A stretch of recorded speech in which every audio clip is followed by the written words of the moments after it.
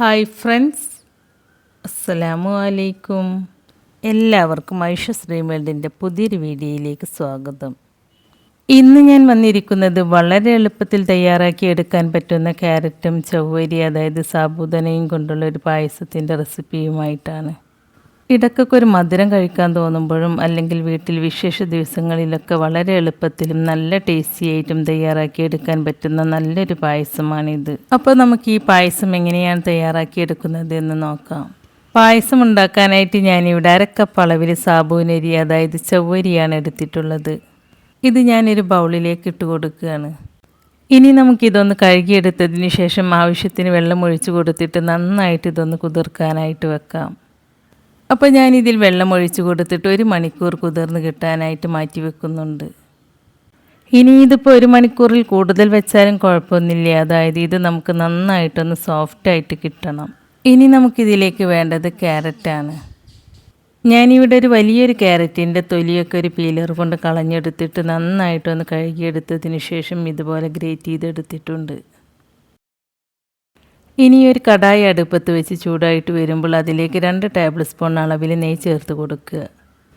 ഈ നെയ്യൊന്ന് ഉരുകി കഴിഞ്ഞതിന് ശേഷം ഞാൻ കുറച്ച് ബദാമും അണ്ടിപ്പരിപ്പും ഇതുപോലെ ഒന്ന് കട്ട് ചെയ്തെടുത്തിട്ട് അത് ഈ നെയ്യിലേക്ക് ചേർത്ത് കൊടുക്കുന്നുണ്ട്. ഇനി ഇത് രണ്ടിൻ്റെയും കളർ ലൈറ്റായിട്ടൊന്ന് മാറി വരുന്നത് വരെ നമുക്കിത് ഈ നെയ്യിലിട്ടിട്ടൊന്ന് റോസ്റ്റ് ചെയ്തെടുക്കാം. ഇപ്പോൾ ഇത് രണ്ടിൻ്റെയും കളർ ലൈറ്റായിട്ടൊന്ന് മാറി വന്നിട്ടുണ്ട്. ഇനി ഞാൻ ഇതിലേക്ക് കുറച്ച് ഉണക്കമുന്തിരിയാണ് ചേർത്ത് കൊടുക്കുന്നത്.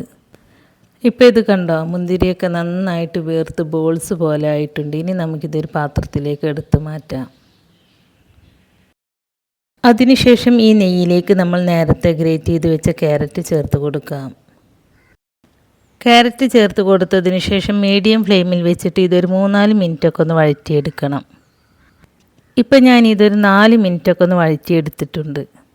ഈ ക്യാരറ്റ് ഇപ്പോൾ ഒരു പകുതിയിലധികം വെന്ത് കിട്ടിയിട്ടുണ്ട്. അപ്പോൾ ഇത്രയും മതി. ഇനി നമുക്കിതൊരു പാത്രത്തിലേക്ക് എടുത്ത് മാറ്റാം.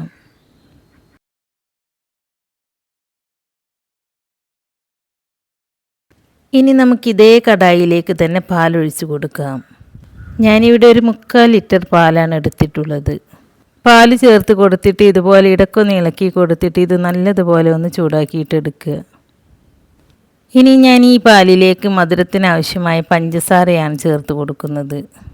ഞാനിതിലേക്ക് last 2 table spoon milk made കൂടി ചേർത്ത് കൊടുക്കുന്നുണ്ട്. അപ്പോൾ നിങ്ങളുടെ അടുത്ത് മിൽക്ക് മെയ്ഡ് ഇല്ലയെന്നുണ്ടെങ്കിൽ ഈ സമയത്ത് തന്നെ നിങ്ങൾക്ക് എത്രയാണോ മധുരം വേണ്ടത് വെച്ചാൽ അതിനനുസരിച്ച് പഞ്ചസാര ചേർത്ത് കൊടുക്കുക കേട്ടോ. പശുവിൻ പാലിന് പകരം നിങ്ങൾക്ക് വേണമെങ്കിൽ ഇത് തേങ്ങാപ്പാലിലും ഉണ്ടാക്കിയെടുക്കാവുന്നതാണ്. ഇപ്പോൾ ഈ പാല് നന്നായിട്ടൊന്ന് തിളച്ച് വന്നിട്ടുണ്ട്.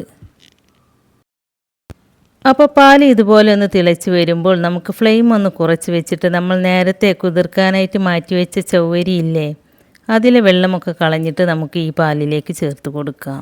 ചവ്വരി ചേർത്ത് കൊടുത്തതിന് ശേഷം ഇത് നന്നായിട്ടൊന്ന് ഇളക്കിയെടുക്കുക.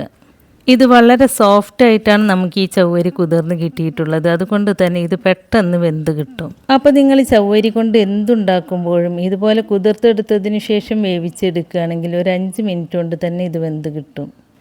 ഇതിൽ മധുരം ഒന്ന് ബാലൻസ് ആവാൻ വേണ്ടിയിട്ട് ഞാൻ ഇതിലേക്ക് ഒരു പിഞ്ച് ഉപ്പ് ചേർത്ത് കൊടുത്തിട്ടുണ്ട്. ചവ്വരി വെന്ത് കിട്ടാനായിട്ട് ലോ ഫ്ലെയിമിൽ വെച്ചിട്ട് ഞാൻ ഇതൊരു 5 മിനിറ്റ് അടച്ച് വെച്ച് വേവിച്ചെടുക്കുന്നുണ്ട്.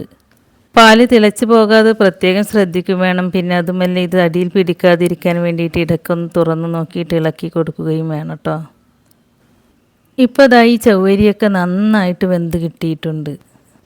ഈ ഒരു രീതിക്ക് കണ്ണാടി പോലെ നമ്മുടെ ചവ്വരിയൊക്കെ മാറിക്കഴിഞ്ഞാൽ പിന്നെ നമ്മളിതിലേക്ക് നല്ലൊരു ടേസ്റ്റിന് വേണ്ടിയിട്ട് കസ്റ്റാർഡ് പൗഡറാണ് ചേർത്ത് കൊടുക്കുന്നത്. അപ്പോൾ ഞാനൊരു ബൗളിലേക്ക് 1 ടേബിൾ സ്പൂൺ കസ്റ്റാർഡ് പൗഡറാണ് ചേർത്ത് കൊടുക്കുന്നത്. ഇതിലും കൂടുതൽ കസ്റ്റാർഡ് പൗഡർ ചേർത്ത് കൊടുക്കരുത് കേട്ടോ. ഇതിലും കൂടുതൽ ചേർത്ത് കൊടുത്താൽ അപ്പോൾ ഈ പായസം ഒരുപാട് അങ്ങോട്ട് തിക്കായിട്ട് വരും. അപ്പോൾ അത്ര ടേസ്റ്റ് ഉണ്ടാവില്ല. അപ്പോൾ ഞാൻ ഈ കസ്റ്റാർഡ് പൗഡറിലേക്ക് കുറച്ച് പാലൊഴിച്ച് കൊടുത്തിട്ട് കട്ടയൊന്നുമില്ലാതെ നന്നായിട്ടൊന്ന് മിക്സ് ചെയ്തെടുക്കുന്നുണ്ട്. മിക്സ് ചെയ്തെടുത്തതിന് ശേഷം ഇത് ചൂടായിട്ട് കിടക്കുന്ന പാലിലേക്ക് ഒഴിച്ച് കൊടുത്തിട്ട് നന്നായിട്ടൊന്ന് കുക്ക് ചെയ്തെടുക്കുക. കസ്റ്റാർഡ് പൗഡർ ചേർത്ത് കൊടുത്തതിന് ശേഷം ഇത് കട്ട പിടിക്കാതിരിക്കാൻ വേണ്ടിയിട്ട് ഇതുപോലെ കൈയെടുക്കാതെ ഇളക്കി കൊടുക്കുക. ഞാനിതിലേക്ക് വാനില ഫ്ലേവറിലുള്ള കസ്റ്റാർഡ് പൗഡറാണ് ചേർത്ത് കൊടുത്തിട്ടുള്ളത്. അതുകൊണ്ട് തന്നെ ഈ പായസം ഒരു ഐസ്ക്രീമിൻ്റെ ടേസ്റ്റാണ്. നമ്മളിതിലേക്ക് കസ്റ്റാർഡ് പൗഡർ ചേർത്ത് കൊടുത്തിട്ടുള്ളത് ഈ പായസത്തിന് ഒരു തിക്നെസ്സും അതുപോലെ നല്ലൊരു ടേസ്റ്റും കിട്ടാൻ വേണ്ടിയിട്ടാണ്. ഇനി നിങ്ങളുടെ അടുത്ത് കസ്റ്റാർഡ് പൗഡർ ഇല്ലയെന്നുണ്ടെങ്കിൽ അപ്പോൾ കുറച്ചുകൂടി ചവ്വരി ചേർത്ത് കൊടുത്താൽ മതി. അപ്പോൾ ഈ പായസത്തിന് നല്ല തിക്നെസ് കിട്ടും. അതുപോലെ ഫ്ലേവറിന് വേണ്ടിയിട്ട് ഏലക്ക പൊടിച്ചത് ചേർത്ത് കൊടുത്താൽ മതി. ഇനി ഞാൻ ഇതിലേക്ക് 2 ടേബിൾ സ്പൂൺ മിൽക്ക് മെയ്ഡാണ് ചേർത്ത് കൊടുക്കുന്നത്. നിങ്ങളുടെ അടുത്ത് മിൽക്ക് മെയ്ഡ് ഇല്ലയെന്നുണ്ടെങ്കിൽ അപ്പോൾ നിങ്ങൾക്ക് എത്രയാണോ മധുരം വേണ്ടത് അതിനനുസരിച്ച് പഞ്ചസാര ചേർത്ത് കൊടുക്കുക. ഇനി നിങ്ങൾക്ക് ഇതിലേക്ക് പഞ്ചസാരക്ക് പകരം ശർക്കരയും ചേർത്ത് കൊടുക്കാവുന്നതാണ്. ശർക്കര ചേർത്ത് കൊടുക്കുമ്പോൾ ഈ പാലിലേക്ക് നമ്മൾ പഞ്ചസാര ഡയറക്റ്റായിട്ട് ചേർത്ത് കൊടുത്തതുപോലെ ശർക്കര ചേർത്ത് കൊടുക്കരുത്. അങ്ങനെ ചേർത്ത് കൊടുത്താൽ ഈ പാല് പിരിഞ്ഞു പോകും. ഇനി നിങ്ങൾ ഇതിലേക്ക് ശർക്കരപ്പാനിയാണ് ചേർത്ത് കൊടുക്കുന്നതെങ്കിൽ അപ്പോൾ നിങ്ങൾ പായസം റെഡിയായതിന് ശേഷം ഫ്ലെയിം ഓഫ് ചെയ്ത് വെച്ചിട്ട് ഈ പായസത്തിന് ചെറിയ ചൂടുള്ള സമയത്ത് ചേർത്ത് കൊടുത്താൽ മതി. അതുപോലെ ശർക്കരപ്പാനി ചേർത്ത് കൊടുക്കുമ്പോഴും ശർക്കരപ്പാനിക്ക് ഒരുപാട് ചൂടുണ്ടാവാൻ പാടില്ല. ചെറിയ ചൂടോടുകൂടി വേണം ഇതിലേക്ക് ചേർത്ത് കൊടുക്കാനായിട്ട്. ഒരുപാട് ചൂടിൽ ശർക്കരപ്പാനി ചേർത്ത് കൊടുത്താൽ ഈ പാല് പിരിഞ്ഞു പോകും. അതുകൊണ്ടാണ് ചെറിയ ചൂടിൽ ഇതിലേക്ക് ചേർത്ത് കൊടുക്കുന്നത്. ഇനി നിങ്ങളിത് തേങ്ങാപ്പാലിലാണ് ഉണ്ടാക്കിയെടുക്കുന്നതെങ്കിൽ അപ്പോൾ ശർക്കരപ്പാനി ഡയറക്റ്റായിട്ട് ചേർത്ത് കൊടുക്കാവുന്നതാണ്. അപ്പോൾ പാല് പിരിഞ്ഞു പോകുന്ന പ്രശ്നം വരില്ല. ഇപ്പം ഞാൻ ഇതിലേക്ക് നമ്മൾ നേരത്തെ നെയ്യിൽ വഴറ്റിയെടുത്ത ക്യാരറ്റ് ഉണ്ടല്ലോ അത് ചേർത്ത് കൊടുത്തിട്ടുണ്ട്.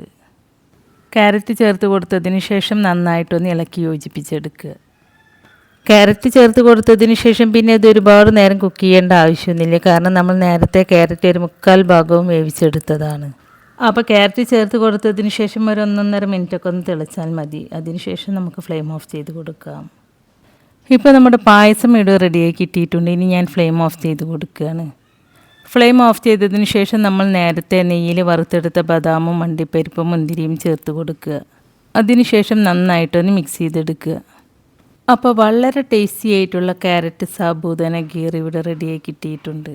നമുക്കിത് ചൂടോടുകൂടി കഴിക്കണമെങ്കിൽ ചൂടോട് കൂടിയിട്ട് കഴിക്കാം. അതല്ലാന്നുണ്ടെങ്കിൽ ഫ്രിഡ്ജിൽ വെച്ച് തണുപ്പിച്ചതിന് ശേഷം അങ്ങനെയും ഇത് കഴിക്കാവുന്നതാണ്. നമുക്ക് ഇടയ്ക്കൊരൽപ്പം മധുരമൊക്കെ കഴിക്കണം എന്ന് തോന്നുമ്പോഴോ അല്ലെങ്കിൽ വിശേഷ ദിവസങ്ങളിലൊക്കെ നമുക്കിത് വളരെ എളുപ്പത്തിൽ തയ്യാറാക്കിയെടുക്കാൻ പറ്റുന്ന നല്ലൊരു പായസമാണ്. നമ്മളിതിൽ കസ്റ്റാർഡ് പൗഡർ ചേർത്തത് കൊണ്ട് തന്നെ ഈ പായസം നല്ലൊരു ടേസ്റ്റാണ്. അപ്പോൾ ഇതുപോലെയൊക്കെ പായസം ഉണ്ടാക്കി കൊടുത്താൽ കുട്ടികൾക്കും ഒരുപാട് ഇഷ്ടമാവും.